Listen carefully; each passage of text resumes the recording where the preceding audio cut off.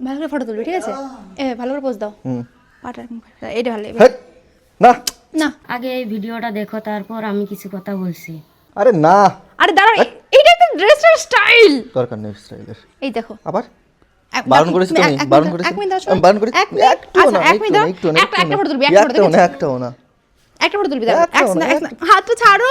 না বলেছি তো, ঠিক আছে না তো। তো এরকম পাড়া থাকবে, এরকম এরকম।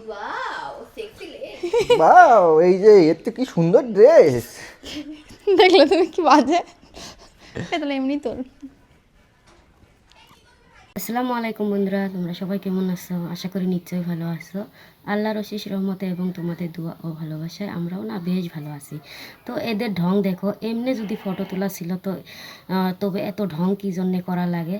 তো তোমরা দেখতেই পারলে সুমি কিন্তু অনেকটাই ঢং করি ফটো তুললো, শেষমেশ কিন্তু এইভাবে ফটো তুললো। তো ফটো তোলার আগে কিন্তু অনেকগুলো একটু মানে ইনুমুন ঢং কিন্তু করে ফেললো। তো তোমরা দেখতেই পারলে। আর এটা আবার অনলাইনে আপলোডও করে দিয়েছে।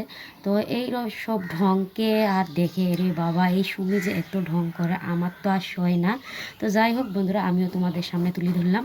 তো ভালো লাগলে অবশ্যই কিন্তু কমেন্ট করে জানাইও যে সুমির ঢং ভালো লাগে ইয়া খারাপ লাগে। উরি বাবা রে, এটা বলে আরও ড্রেসের স্টাইল। 1 মিনিট দাঁড়াও রে বাবা, আমি পোস্টটা দিয়ে নিই।